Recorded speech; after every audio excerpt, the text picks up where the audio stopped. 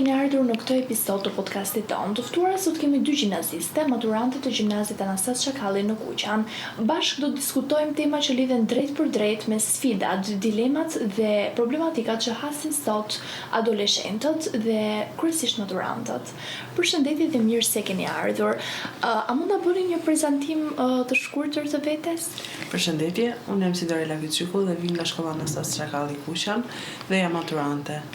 Përshëndetje, unë jam Elpida Idrizi, vim nga gjimnazia Anastas Çakalli Kuqan dhe jam maturante. Sa e vështirë është të jesh një adoleshent në ditët e sotme? Shpesh herë ne dëgjojmë kur prindrit tanë na thonë që më përpara jeta ka qenë më ndryshe, nuk kemi pasur kaq probleme sa ju në moshën tuaj, neve rinim komunikonim më shumë me njëri tjetrin, luanim.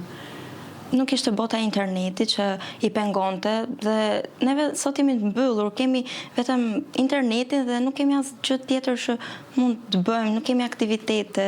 Vetmja gjë që mund të bëjmë është të luajmë në internet dhe të komunikojmë me anë të internetit. Tani, padyshim interneti ka sjell përfitime dhe të mira, këtë nuk e vëmë në diskutim. Po, cilat janë ato prapaskenat që do me thënë, pas atij ekranit ndodhin edhe ndoshta ju shkaktojnë presion ose ju bëjnë ndoshta pasigurt. Mënyra se si të tjerët postojnë rrjetet sociale që duken të lumtur, duken se kanë arritur një qëllim, kanë kapur majat dhe ti nuk poston ashtu ose poston diçka që nuk përputhet me postimin e tij edhe dikush tjetër thotë shiko, ai është ruj sa mirë duket, ndërsa ti shiko sa keq je, sa rënd, le ta themi thonjza që dukesh. Shpesh herë neve kemi shumë presione nga të tjerët për arsye se jeta është e vështirë dhe bullizimet që ne marrim nga shoqëria, nga njerëzit që na rrethojnë. A e ka përforcuar teknologjia këtë lloj presioni, këtë lloj bullizmi, duke qenë se kemi dhe bullizmin online, do me thënë, a ndjeni më tepër nën presion, duke qenë se teknologjia e ka këtë që nuk të lë të shkëputesh? Po, tani bullizmi është më i agravuar, sepse më përpara nuk ishte në rrjetet sociale dhe mundoheshin të shmangeshin si përballë ose kur ishin në shkollë, ndërsa tani rrjetet sociale kanë bërë që bullizimi të vijojë me mesazhe, me telefonata, me kërcënime, me gjëra që ndoshta të mbyllin dhe të krijojnë më shumë stres se çdo gjë tjetër, ndoshta një fjalë që ata mund ta thojnë në rrjetet sociale peshon më shumë se ta thonë ballë për ballë. Ju tani jeni maturante, a e keni bërë zgjedhjen ndoshta për çfarë do vazhdoni në universitet? Unë kam vendosur që të shkoj tek Akademia Policisë në Tiranë. Po pse kjo zgjedhje? Po sepse mendoj se aty unë shikoj veten, jam më e prirur tek kjo fushë. Po ti çfarë ke menduar që të vazhdosh? Unë për veten time zgjedh juridik, sepse është pjesa e drejtësisë dhe është diçka që mund të kontribuoj më shumë tek shteti, diçka që është e përshtatshme për mua që them po, kjo më bën që të kontribuoj më shumë për shtetin tim, për diçka që të vendos një rend, le ta quajmë. E keni menduar që do lëvizni jashtë vendit apo do qëndroni këtu? Unë personalisht mendoj që është më mirë që të rrim brenda vendit ton, brenda shtetit ton, sepse është një e mirë që mund t'i bëjmë shtetit, mund të kontribuojmë për atë duke përmirësuar tek le të quajmë gabimet që kanë bërë, brezat që kanë kaluar, mund t'i përmirësojmë gjërat për brezat që do të vinë, mund të lejmë gjurmë të mira në shtetin ton. Doja të shtoj edhe vajzës që pa qenë të detyruar të dalim nga vendi jon, jemi më afër familjes, nuk kemi detyrim se të shkojmë që të rregullojmë vendin tjetër kur ne kemi vendin ton. Ç'mund më thoni do të thënë, a ndjeni presion nga shoqëria duke qenë se jeni maturantë dhe jeni përballë zgjedhjes që le të themi me plot gojë që është zgjedhja e jetës. Do me thënë, rruga mund ndryshoj gjatë kohës, patjetër, nuk është që është kjo edhe u vulos, po patjetër është një zgjedhje shumë e rëndësishme. A keni ndjerë ndonjë lloj presioni? Jo domosdoshmërisht negativ, po a jeni ndjerë në presion nga shoqëria? Po, sepse ata mendojnë që nëse ne zgjedhim një deg që le ta quajmë që ata zgjedhin diçka tjetër dhe ne zgjedhim diçka tjetër, thotë pse ti bën këtë zgjedhje dhe nuk përshtatesh me pjesën tjetër të shoqërisë? Pse duhet të shkosh kundër shoqërisë?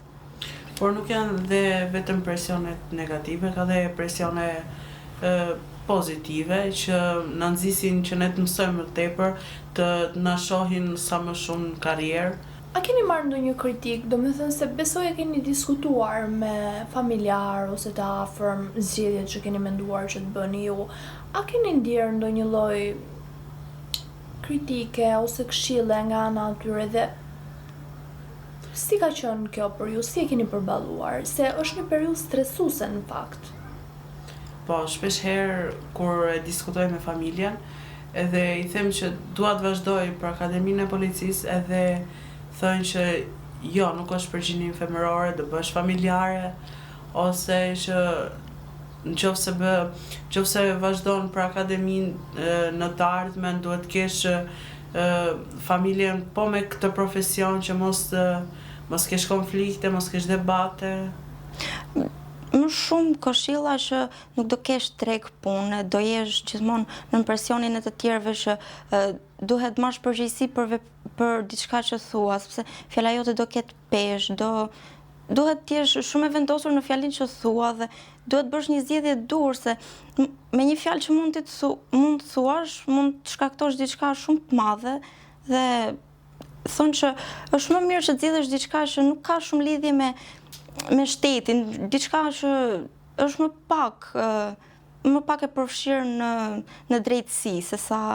Dhe si përfundim, ju keni vazhduar gjimnazin e përgjithshëm. Së pari, keni qenë të kënaqura me gjimnazin ku e keni vazhduar dhe nëse do ktheheshit pas në kohë, a do ishit orientuar ndoshta më mirë tek gjimnazet profesionale apo e keni gjetur veten këtu ku?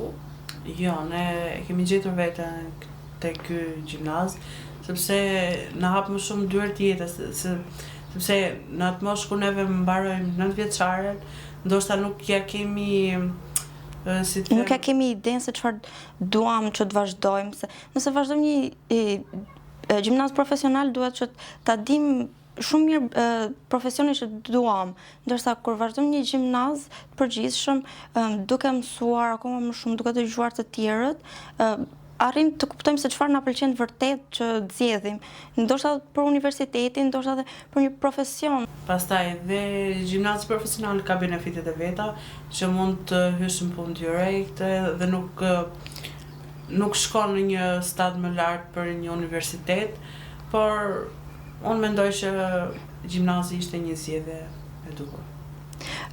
Okej, gjimnazi profesional të siguron një punë pas e ta përfundosh atë, por jo të gjithë e mendojnë si një zgjidhje të mirë, që shumica e kanë si alternativë gjimnazin profesional.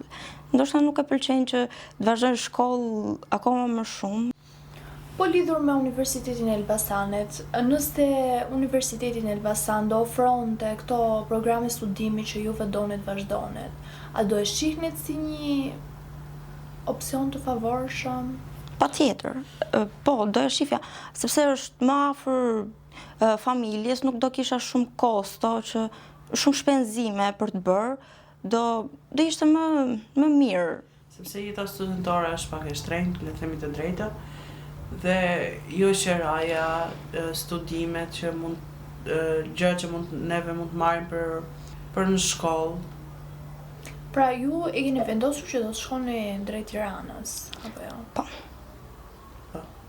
Po nëse nuk do të kishit bërë këtë zgjedhje për këtë program studimi që keni vendosur deri ju diku që të vazhdonit, çfarë opsioni tjetër mund mendonet? Mendoj se mund të ishte një kurs profesional për shembull për make-up artist ose për ndonjë gjë tjetër. Ndoshta ndonjë graphic designer, diçka që lidhet me artin, me matematikën, ndoshta një mësuese matematike, diçka. Faleminderit që ndatë me ne në këtë podcast, mendimet, opinionet, vështirësitë edhe gjitha sfidat që hasni. Ishte kënaqësi. Faleminderit. Ishte kënaqësi edhe për ne. Bashkë do të shihemi në puntatën e radhës të podcastit tonë. Deri atëherë, mirupafshim.